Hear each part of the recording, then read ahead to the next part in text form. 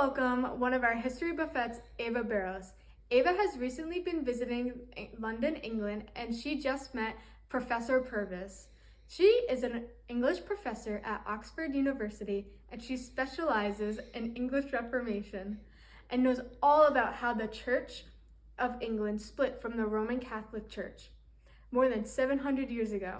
In our first segment today, Ava will be interviewing Professor Purvis and teaching us everything we need to know. Welcome back to our podcast, Professor Purvis. How are you doing today? I'm doing fine, thank you.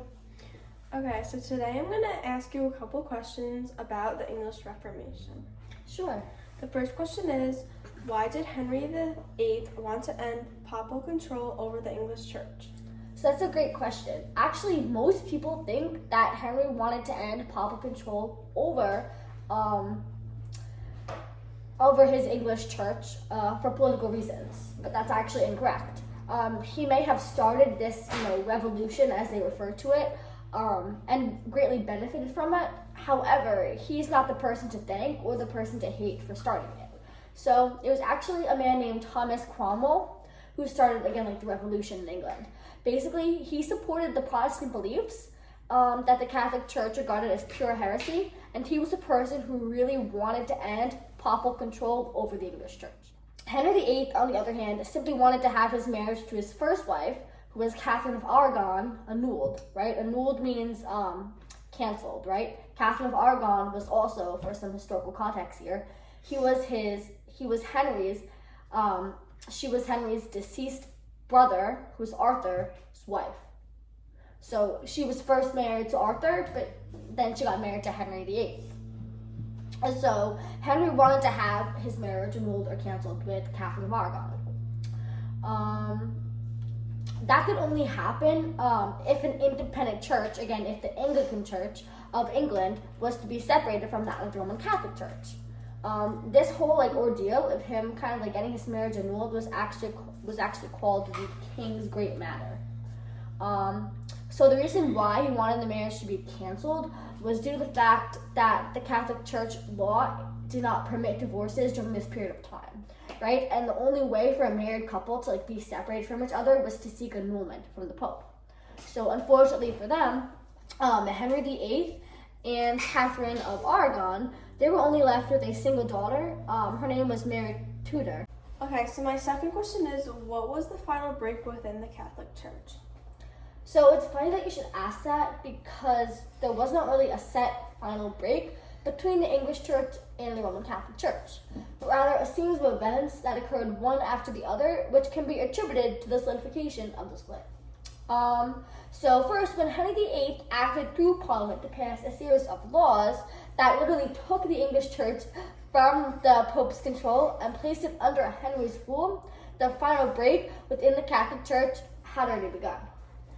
And then when he passed the Act of Supremacy in 1534, which made Henry VIII the only supreme head on earth of the Church of England, the final break had begun to sow. So basically, in the Roman Catholic Church, this supreme head on earth of the Church was the Pope, but now Henry's basically saying, now that we've broken off from the Roman Catholic Church, I want the king. I want, the monarchy to be considered. So after this, right, after our final break had sort of begun to slow down, after these events took place, the Pope excommunicated Henry VIII, right, because Henry VIII is going against everything that the Church knows, everything that he was raised on, right? And subsequently, because he excommunicated the king, he excommunicated all of England. But honestly, since most of Henry's advisors were actually leaning towards Protestant beliefs at this time, as were the citizens of England, nobody really cared that they were being excommunicated from the church. It didn't really matter to them. I mean, especially Henry VIII, who finally got what he wanted, right? Even though he was Catholic and obviously he wanted to remain close to God, wanted to keep his faiths and beliefs, he was finally able to marry Anne Boleyn in January of 1533, and Thomas Cranmer presided over the formality of the trial regarding Henry's annulment, annulment of his first marriage to Catherine of Aragon, and he finally annulled it in May, right, as I said before, resulting in Princess Elizabeth Tudor I being born that September. Why did the Pope refuse to end Henry's marriage with Catherine of Aragon? First of all, let me clarify that while Henry VIII was appealing to Rome for a declaration of annulment, basically one that popes usually obliged kings for, he was specifically asking Pope Clement VII. So while like most kings and most popes usually allowed kings to annul from wives if that ever happened, the specific pope he was asking, it wasn't the right time. So Pope Clement VII was actually the emperor's prisoner from 1527 through 1528. On a personal level, as I said before, Pope Clement VII's safety could literally be compromised if he agreed to aid Henry VIII. But on a more clerical level, he was also being asked to declare illegal an earlier exercise of papal power, of a kind that actually brought a great deal of money to the papal coffers. In this case, the exercise of papal power was being referenced here would be the licensing of Henry's marriage to his brother's widow, Catherine of Aragon. Pope Clement was reluctant to annul Henry's marriage to Catherine of Aragon, and he later refused once he realized how drastically the decision of agreeing to annul them could affect him on both a personal level as well as affect the church.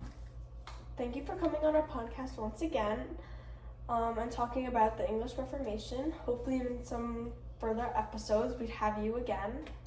It was my pleasure. Thank you. I hope you guys know everything that you need to know for the English Reformation now. Welcome to the History Buffets. During today's podcast, we will be talking about the English Reformation and how Elizabeth I restores unity to England. Today's hosts are me, Caitlin, and Cassidy. Our main focus will be the conflict between Mary and Elizabeth. Ooh, good topic. I love controversy. Well, in my opinion, Mary should have had the throne. I would like to hear your reasoning because I think Elizabeth should have had the throne. Well, first off, Mary was older and she should inherit the throne first. But just because Mary was older doesn't make her better. She didn't really benefit England while she was ruling. While Elizabeth was queen, she eliminated religious wars. On the other hand, Mary was not successful at her goal to make England a Catholic land. After hearing this argument, I'm on Cassidy's side. Elizabeth did do more than Mary to improve England. Well, let me tell you my side. I think it was Elizabeth who tried to plot against Mary, but there isn't much proof for it, but I still believe it. And of course, Elizabeth was jealous of Mary because she was the older sister, and older sisters are always better. So Mary had every right to lock her up in the Tower of London. Wow, I wouldn't mind being locked up in that tower. Fantastic architecture. No, you are wrong. Mary was actually the one jealous of Elizabeth. She feared Elizabeth was involved in a plan to overthrow her. Although she had no proof Elizabeth was involved, she kept her locked in the Tower of London for 2 months. Dang! Knock knock. Who's there? Not Mary because she died. Now Elizabeth is queen. That's a good one, Cass. Ha ha ha. If Elizabeth was so good, what did she even do during her reign? From what I know, Elizabeth's main priority was to have a stable and peaceful country. Elizabeth adopted a policy of religious compromise. Catholics and Protestants were exempted unless they disobeyed her. She believed they were basically of the same faith. The Book of Common Prayer by Thomas Cranmer was restored when her half-brother Edward ruled. However, Elizabeth changed the language from Latin to English, and she made it more desirable for Catholics. Elizabeth was more of a classic gal. She kept the traditions of the ceremonies, robes of the clergy, and the hierarchy was kept. Except she made the monarch the head of the church.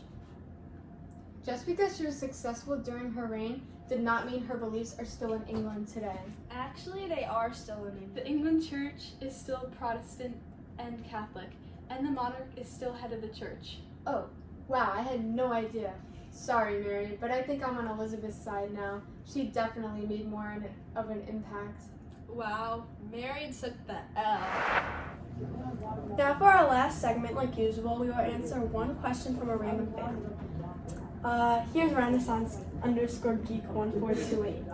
They said, how do ideas and beliefs shape our lives and the world around us? Wow, this is a really hard question. Hey, wait, I know. Ideas and beliefs shape our world and lives around us in many, many ways, and there are countless examples that we could use to explain this. I think I know what you're going to say, but first let's clarify that in the case of the English Reformation, as well as Elizabeth I restoring unity to England, which is the topic of today's podcast, conflict was a direct result of differences in the ideas and beliefs of certain people. That's right. The Protestants and the Catholics had different beliefs, and they were so passionate about their faith that they were willingly to battle out, not physically, like get in a fight or anything, but through laws and reforms. Anabaptists are people who belong to a sect of Protestantism, and they are against infant baptism, while Roman Catholics very much believe that in order for a baby to be part of their faith and have a relationship with God from a young age, they need to be baptized early on. In addition to this, Catholics usually have 7 sacred sacraments, while Protestants followed only a few of those. It's honestly crazy to think that because one man, Martin Luther, questioned the corruption, the doctrines, and the beliefs of the Catholic Church and originally valued, a whole new religion was formed. Yeah, and because of this whole new religion, society in England changed. Their literature was impacted, their clothing was impacted, their art was impacted, their architecture, and so much more. But why were all these things different? Doesn't Protestantism and Catholicism both fall under the umbrella of Christianity? Yes, that is correct. However, they both had different religious books, and as we have already discussed in the last episode, the Bible, which was the religious book used for Catholicism, impacted almost all areas of people's lives. One example of this is literature. Stories regarding Adam and Eve, Cain and Abel, Noah's Ark, and more are referenced a lot. Okay, so because the Protestants relied on the Book of Common Prayer by Thomas Cranmer, at least in the early days of Protestantism, England's society in the 16th century differed greatly from that of Rome's, because in Rome, Catholicism was practiced and the Bible was used. Wait, guys, we forgot to mention that the ideas and beliefs of Elizabeth, Thomas, and Henry influenced the world we live in today. Oh yeah, you're right. Okay, so, because of Elizabeth I, the English Church is still Protestant and Catholic, and the monarch is still head of the church. And because of Thomas Cromwell and Henry VIII, the Anglican Church and the Roman Catholic Church are now 2 separate churches and institutions. Hopefully that answers your question, Renaissance_Geek1428. That's all for today's podcast, history lovers. Special thanks again to Professor Purvis for traveling all the way from London, England to New York, USA.